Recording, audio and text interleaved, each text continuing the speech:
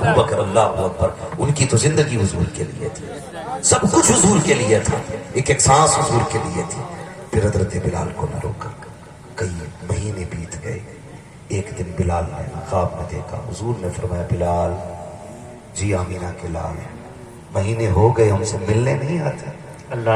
جب اتنا سنا نا تو بس نیند ٹوٹ گئی۔ صبح تیاری کی، دوڑتے ہوئے سفر کی تیاری کی، مصطفیٰ کے مدینے آ گئے۔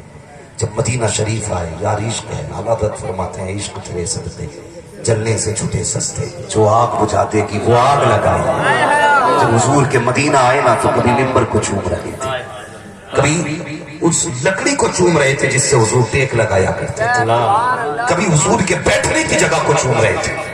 عشق تھا اللہ اکبر۔ صحابہ کہنے لگے بلال آج وہ اذان پڑھ دو نا جو حضور کے سامنے پڑھتے تھے، آج وہ اذان پڑھو نا جو حضور کے سامنے پڑھتے تھے۔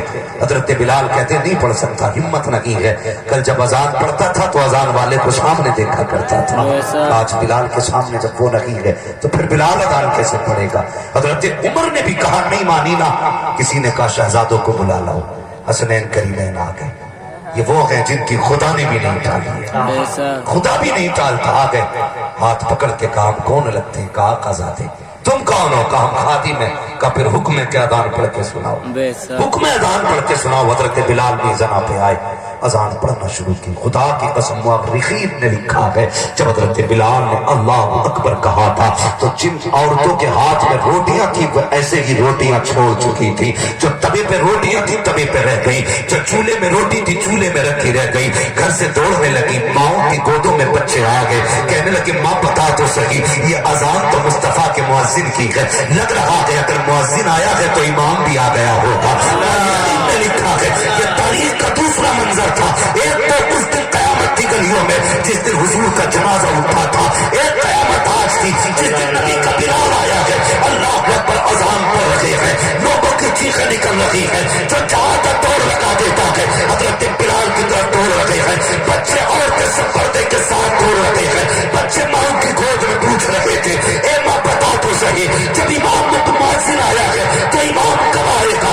جانتے ہو تاریخ میں ایک باب ایسا لکھا ہے کہ انہیں دوڑنے والے بچوں میں ایک بچہ ایسا بھی تھا کہ سب مسجد کی طرف دوڑ رہے تھے لیکن وہ صحرا کی طرف جا رہا تھا، کسی نے کہا تھا یہ بچہ کون ہے کدھر جا رہا ہے، تاریخ میں اس بچے کا نام حضرت عبداللہ ابن زبیر بتایا جاتا ہے۔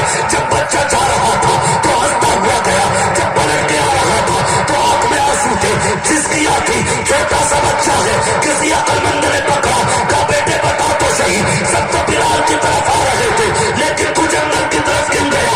اس نے کہا تم نہیں جانتے ہو جب میرے نبی مدینہ تشریف لائے تھے تب بھی سارے لوگ نکل کے باہر گئے تھے تاکہ آقا کا استقبال کیا جائے، میں نے بلال کی آواز سنی، میں اس لیے باہر گیا تھا، آقا آتے ہوں گے ان کا استقبال کروں گا، آقا آتے ہوں گے ان کا ویلکم کروں گا۔ کہا رو کیوں رہا ہے؟ کہا جب حضور کو نہ پایا برداشت نہ کر سکا، میں نے کہا تھا عاشق صرف جوان نہیں ہوتے، اگر وہ چاہے تو 10 سال کے بچے کو اپنا عاشق ثابت بنا۔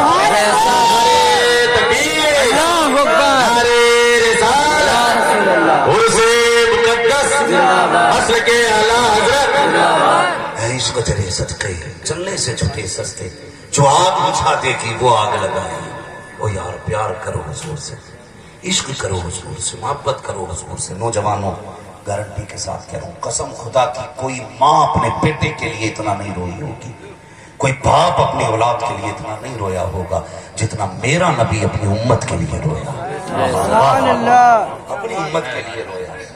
اب مسئلہ یہ نہیں رہ گیا کہ کس کو کھڑا کرنا ہے کس جگہ پہ، نہیں، ہر بیٹی تمہاری بہن ہے، ہر مرد تمہارا مومن بھائی ہے۔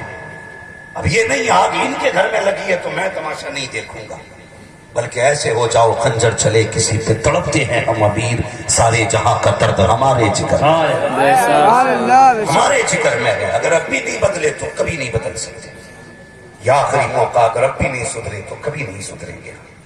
اپنی صفوں میں اتفاق پیدا کرو، اتنا بڑا مجمع بیٹھا ہے، گارنٹی سے کہہ سکتے ہو کسی کی کسی سے ناراضی نہیں ہوگی، سب کے دل پاک ہوں گے، کہہ سکتا کوئی گارنٹی سے نہیں۔ ابھی نعرہ لگنے لگے تو لوگ کھڑے ہو کے بھی نعرہ لگا دیں گے، لیکن تم نہیں جانتے ہو اگر بغض اور اناد لے کے مسجد میں جاتے ہو نا یہ تو جلسہ ہے۔